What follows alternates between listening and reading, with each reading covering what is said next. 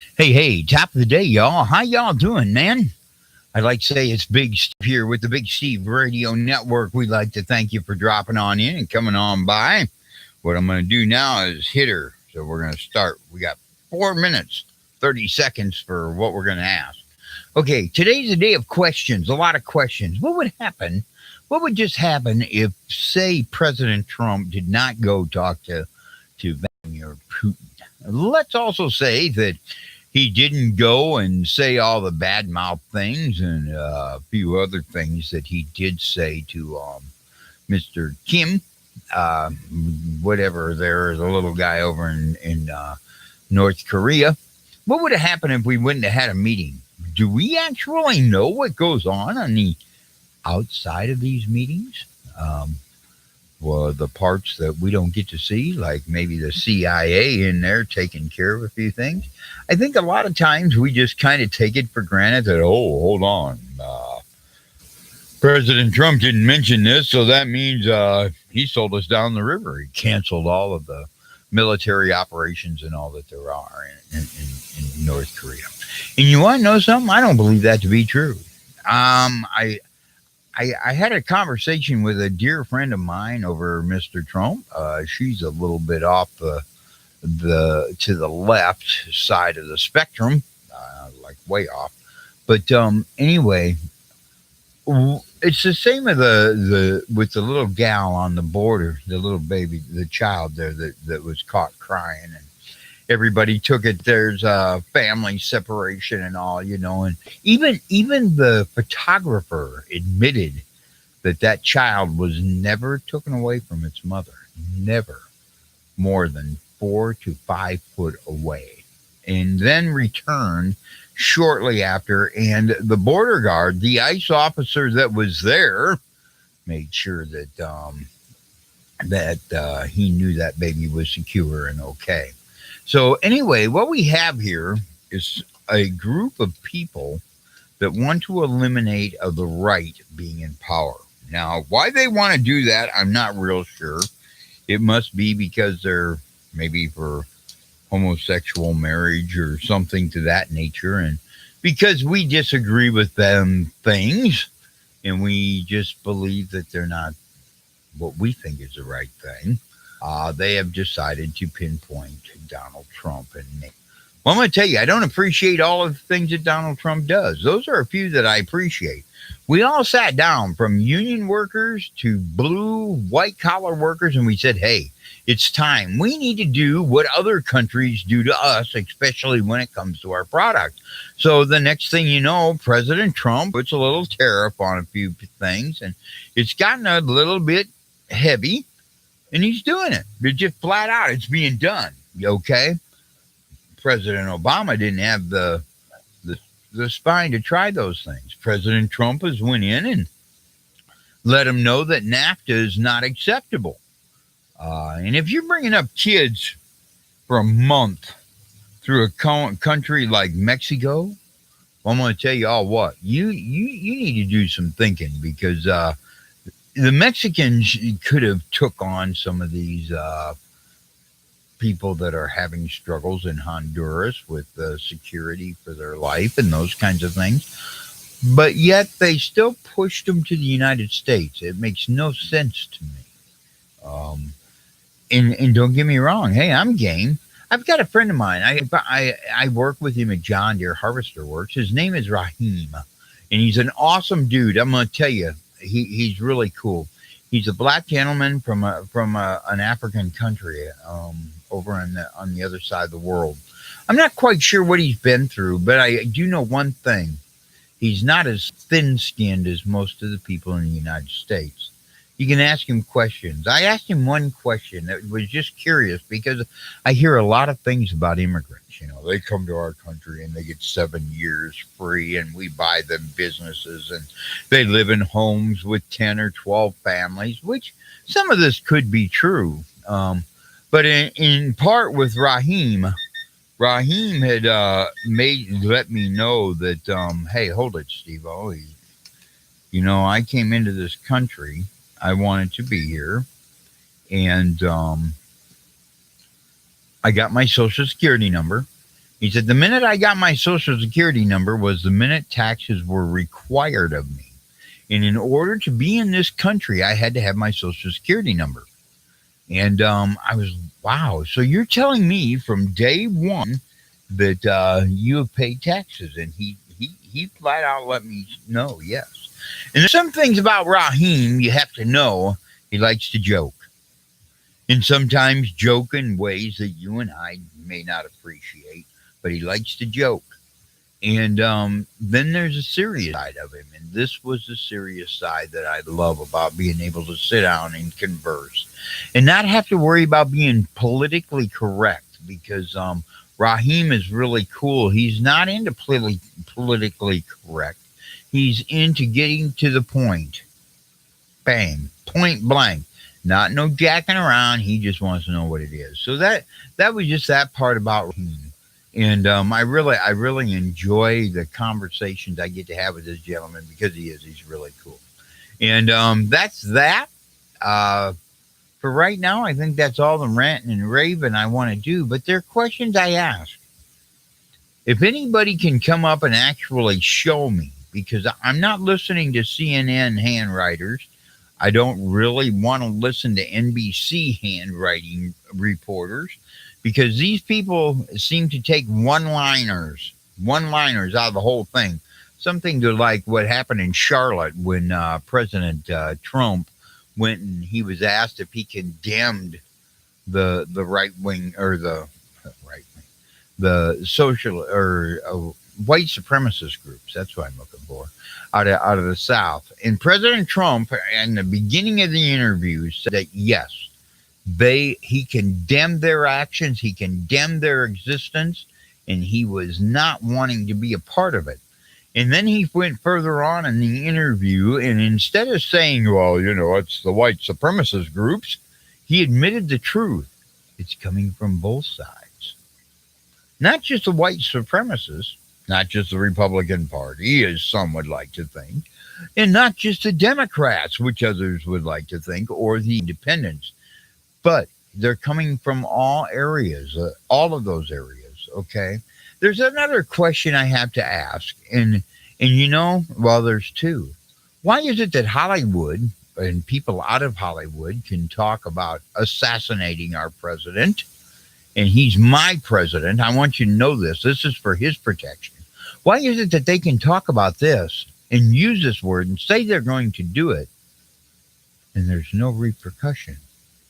I had some friends of mine, okay, two of them, they're both passed here real recently, but Mr. Barack Obama, my president, Barack Obama, and I say that in a way so that it doesn't matter if I voted for him or not, he was my president, and he did deserve me as a U.S. citizen to stand behind him. Not agree with all the things that he did, okay? But to sit and help do something to gas the situation so he could deal with it. And that's just me. That's what I see. I'm not that old either, so it's not from an old fart state of mind. It's just from a state of mind of knowing that it's a seat of respect. There's one thing I don't understand either, and this is a hard conversation for me. But why is it that we hear a lot about white men shoot a cop or get shot and cop shoots them? We don't hear much about it, or they make a big deal out of the thing and persecute the cop and blah blah blah. Okay, that's what happens. Then they say if it's a black man who gets shot by a cop, well, they kind of sweep it underneath the sidewalk and nothing else is ever heard. Well, I got something to say. I don't understand why we burn down cities when this happens instead of try to overturn our government. And there's one reason why I say this, and it's because man, I'm going to tell you what, I've got some awesome friends that are of a different color and a different type of person, from Hispanic to Latino, African American, in that kind of thing. and they're awesome friends. And you know, you want to know something what's really neat about it about some of them is they put more in than this little white boy. Okay, sounds kind of a racist type thing. I'm proud to be white. I mean, if I was black, yellow, green, or red, I'd be proud to be that too. But there's one thing I think is awesome to say, and I'm getting ready. I'm kind of afraid because I'm just an old country boy too. I'm an old hillbilly. I don't know a whole lot, as you can see. But I'm going to meet up with Rhino Dodson. Uh, Rhino is one of our committeemen at John Deere Harvester Works, and he does an awesome, awesome, terrific job at what he does. But here's the whole thing. One day I'm going to spend time, just a whole day with him. He's going to take me around his hood, as he calls it, and we're going to do whatever they do in those areas, okay? Not specific to a race of people, but specific to that part of our community. And see what really happens. And you know, I get down and think we need to do this throughout all of our communities because gosh, there's a lot of warped things going on out there.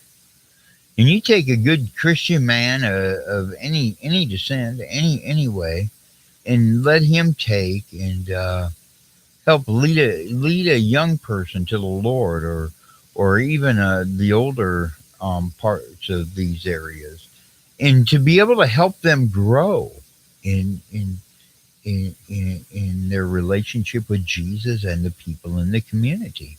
And I'm convinced that that's one thing that'll work. I'm convinced, and it tears me apart that we must rank ourselves in a way that, say, the shop I work in, being between salary and wage. Easiest way I know how to put it. You know, we're up to the same thing. We have different ways of getting there. We have some different philosophies and some different things that we do to take and want to get there. I'm a union member, and I'm going to tell you what, with the right to work too. We're going to talk about that in a minute. I'm a union member, and I want to get there. I want to keep building John Deere combines in a way that, man, Case IH, they're dropping like flies as far as I'm concerned. But when you take somebody like Massey or Challenger and put them into the equation and put a gentleman like a man like Eric Kensodia, who runs AGCO's ag division, and put him up against something as great as our ag machine is, you got a challenge because Eric knows it all. He is an awesome man, and when he was a part of our business, he made sure he dove in, both hands, both feet, and that's just the way Eric is. And I'm going to tell you what, in my time between owners, I have two, maybe three owners that I really think are awesome with the way they run their company and with the friendliness that they are. And I'll name them. And I'll tell you that it's snuck in between those three, okay? There's Denny Reese with Springfield Armoring. There was Mr. Phil Pines with Pines Trailer Company, okay? And then the third one is a plant manager who is now vice president of AGCO, and his name is Eric Kensodia. Eric, love you, dude.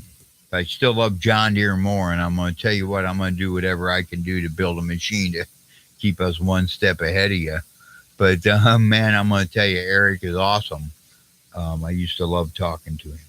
And these are the things to think about. Now, let's just take and get right that part of it off right there. We're just going to stop, leave you hanging. I want to go to another part. I want to go to and talk about right to work. Ladies and gentlemen, I don't care. No, I do care. That's getting to be a stupid statement. Everybody has the right to take a job and do it. But what I care about, the big thing that bothers me the most, is that you will forsake those who got those wages, benefits for you. For those that are in the company, I don't want to start any division that way. That's not what this is meant to do. This, if anything, this conversation is meant to find a way to unite the attitude behind the wage to the salary um, pieces of the puzzle. But anyway, right to work people, if you want to take, when they give you the right by law, not just the judgment of the court, but by law to make the, say, the state of Illinois or another state, I think Indiana and Ohio, they're big car manufacturing states, Michigan, and when they change, if they get the privilege, and I don't think that they deserve the privilege. We as blue collar people need a unified system to be able to take and negotiate ourselves a better wage and better benefits. We need it. We have to do it. We need to have that just so we can stick together, walk out on the picket line, make those presidents, those VPs think about it. Hey, hold it. How long can they stick out there? Let's make them a decent offer. Get them to come back now. Hey, I'm done. UAW people, you people in the higher ups that just voted yourself a 30% raise, you better start finding ways that you can vote us that are paying your union dues a way to get 35%. Just flat out, point blank, 35% on the next contract. If you can't do that with the company, you better cough the money out of your own paycheck, because it's this dues raising and then seeing you getting the high rate of pay raise kind of gets under my skin a little bit. Now, for you freeloaders, the ones that don't want to pay the union dues because you get the benefits for free, leave.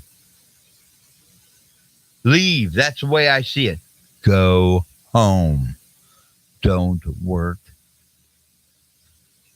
Return to jail. Do not pass go. That kind of thing. Monopoly is the other way to say it.